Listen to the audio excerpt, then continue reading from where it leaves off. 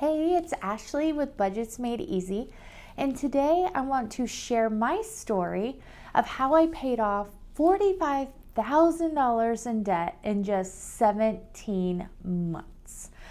I know you probably think that sounds crazy, but we did it, and I want you to keep in mind that you don't have to do it as fast as I did, and it's really about just starting. And once you start, you just start to gain momentum and find ways to do it faster and faster. So you don't have to start at 100 miles an hour to get it paid off like as fast as you can. You just have to start. And as you go, you will find ways and get motivated to do it faster and faster and faster. So keep in mind, you don't have to do it as fast as I did. Your situation may be different.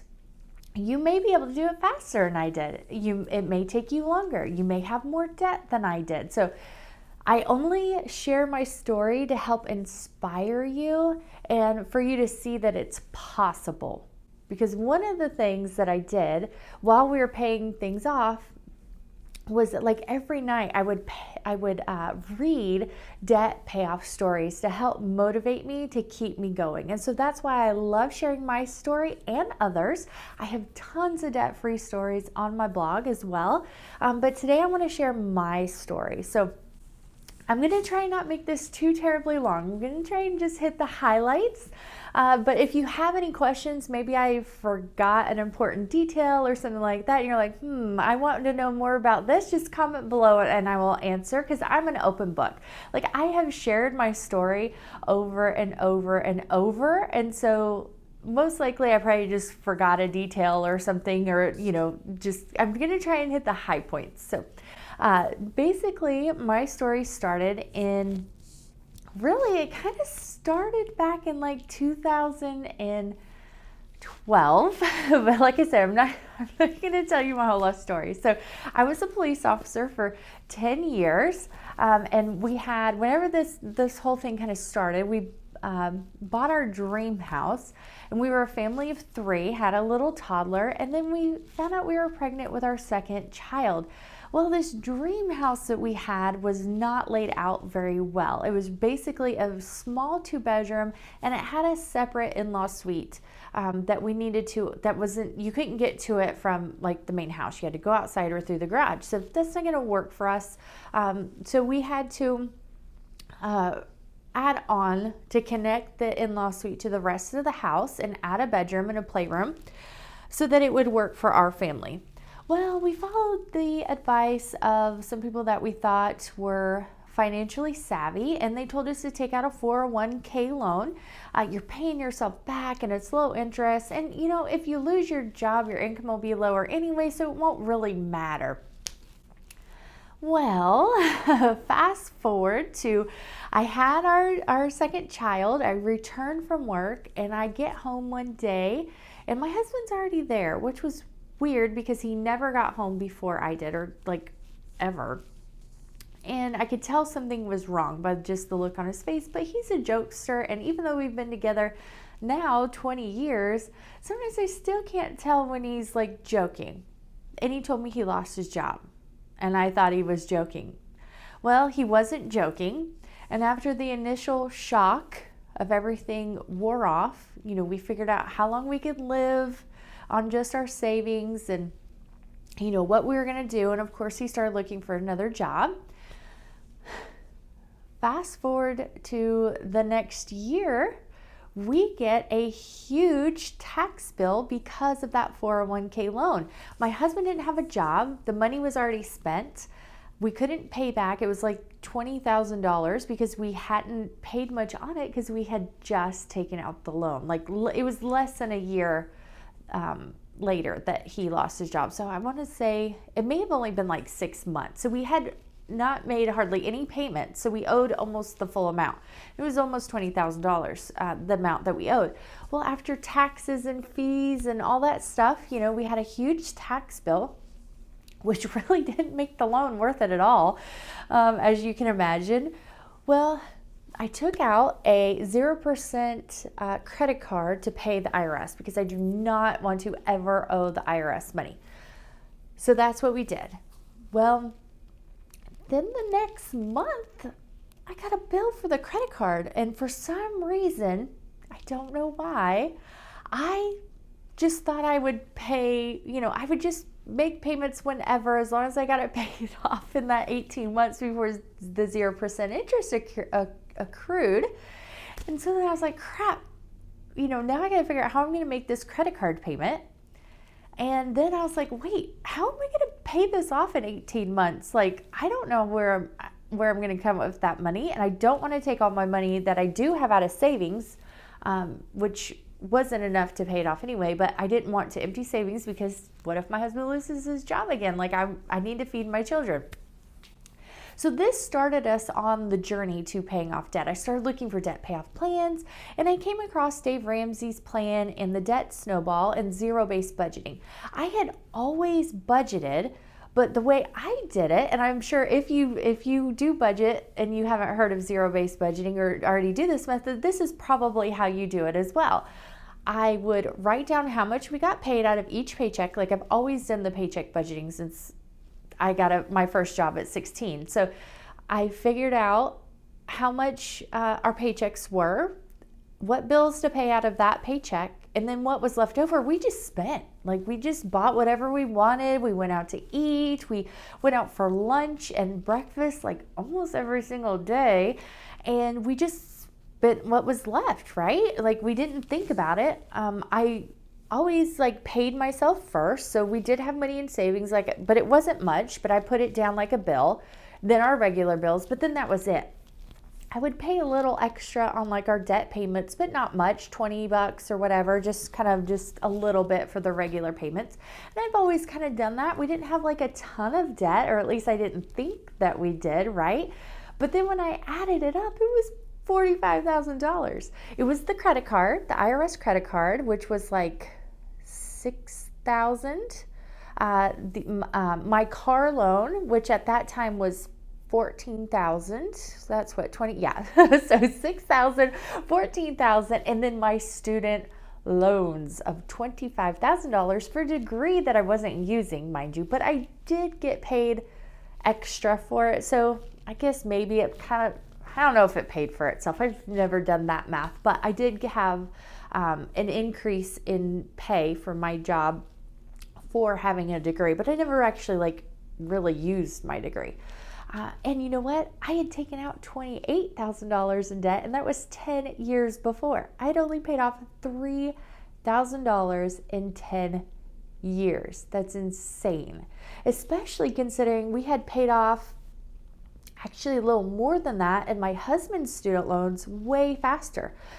And we had paid those off really fast because when the Great Recession hit, his student loan interest rate dropped down to almost nothing. And so we paid extra, and as we paid one off, we just kept making the same. So essentially we did kind of the debt snowball without really knowing what it was for his student loans. I just kept making the same payment, but I just, once one was paid off, I just put that payment on to the next one and the next one. And so it got paid off really fast because the interest rate was really low. But my student loans, I didn't realize I didn't know. I just thought whenever I got out of college, that was what you're supposed to do. You were supposed to consolidate them. I had one payment, and I made the payments, but didn't really think about it. And the interest rate was almost 7%, which is insane. And so I didn't really think about it until we were paying off this debt, and I actually added it up, and I'm like, $45,000 in debt, and I didn't even realize it. And it's not like I had a bunch of credit cards or anything like that, but it still added up. And so I got to work. I changed the way I budgeted. So I said we just spent what was left over. Instead of doing that, we were intentional with what was left over. And that's basically what a zero-based budget is. You're just planning for every dollar.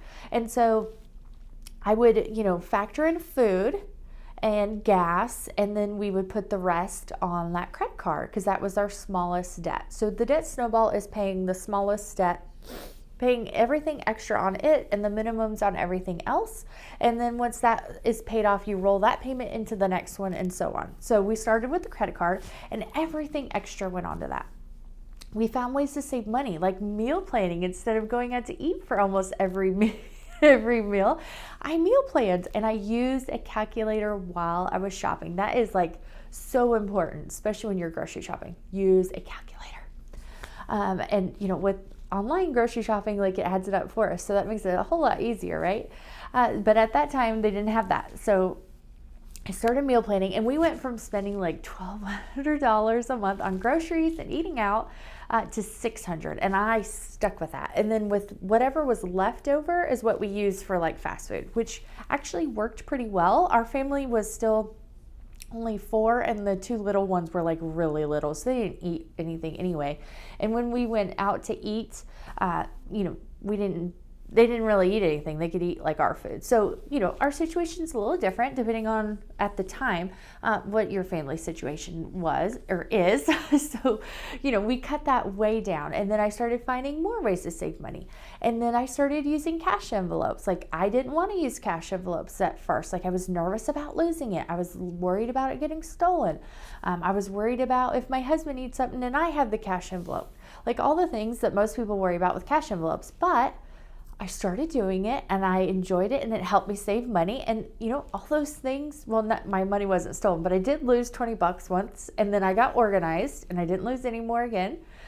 We just worked it out, and it helped. So if you're nervous about using cash envelopes, go ahead and just try it out. You don't have to use it for everything, just like maybe 2-3 categories or just one that you typically overspend on, and just test it out, get used to it. And then it becomes a habit. And then when you don't have cash, you feel lost. Like this whole, with everything, nobody taking cash for the last almost year, it was hard. And I got out of my habits and I overspent. And so that's one of my goals this year, is to get back on track with the cash envelopes, because it does help you save money. It helps you be more intentional, more mindful, and it's a lot harder to hand it over than it is to swipe a card. So we started finding ways to save money, and then we just did it faster and faster, found ways to make extra money. We sold things. We didn't buy a bunch, we held off buying things until after we were debt free, and that helped us do it faster and faster and faster. Even then, at the end, when it was like you could see it, it was so close. We were almost done. Like my husband's like, when we're debt free, can we buy shaving cream again? Like that's how intense I got there at the end, because I was ready to be done. But you don't have to be that intense the whole time. Like I wasn't that way at the beginning. Like, you start out slow, and then you will find ways to do it faster and faster and faster. And then especially if you can come up with some ways to stay motivated, they're kind of in the beginning, in the middle. In the beginning, you have, if you're excited and you have that bit of momentum of paying something off really fast, you get that energy to keep going. And then in the middle, you kind of slow down a little bit because, you've made this progress, but the end feels so far away.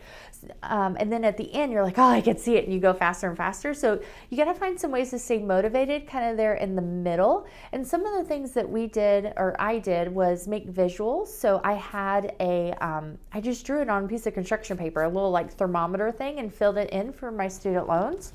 I calculated how much interest I was paying every single day on my interest loans, which was almost $5 every single day.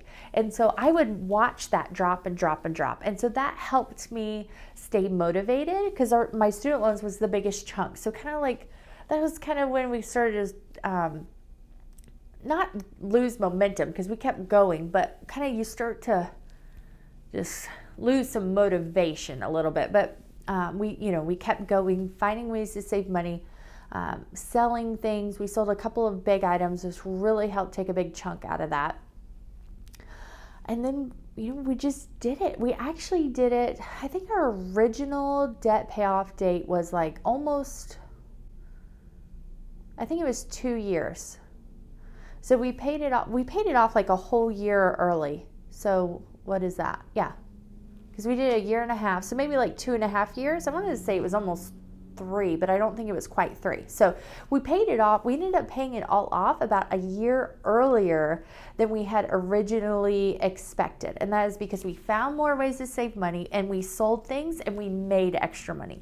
You can only save so much. Like, you need to find ways to make some extra money, and that can be at night while your kids are sleeping. It can be selling things. Like, you don't have to work a bajillion jobs. There are a lot of things that you can do that you may not even realize it, whether it's online. Like, I worked for VIP Kids, which I don't think they're hiring right now because of issues, political issues is all I'll say with them. So I don't think they're hiring new teachers right now, but that may change here this next year, so we'll see. And so you just got to find some ways to make some extra money and to save some money, and then be intentional with that money, because if you're not, you'll just still mindlessly spend it. Like, just because you make extra money doesn't mean you'll, follow through and send it where it's supposed to go. So, make your plan, be intentional. And if you're not sure where to get started or how to get started, you can get my free budget starter kit at budgetsmadeeasy.com/start. That's kind of just the foundational place to start, and then you can build on that with creating your debt payoff plan and finding ways to save money and doing it faster and faster. So I know I went through that really quick and just kind of like an overview of what we did. So if you have any specific questions about how to get started or my story, feel free to comment below.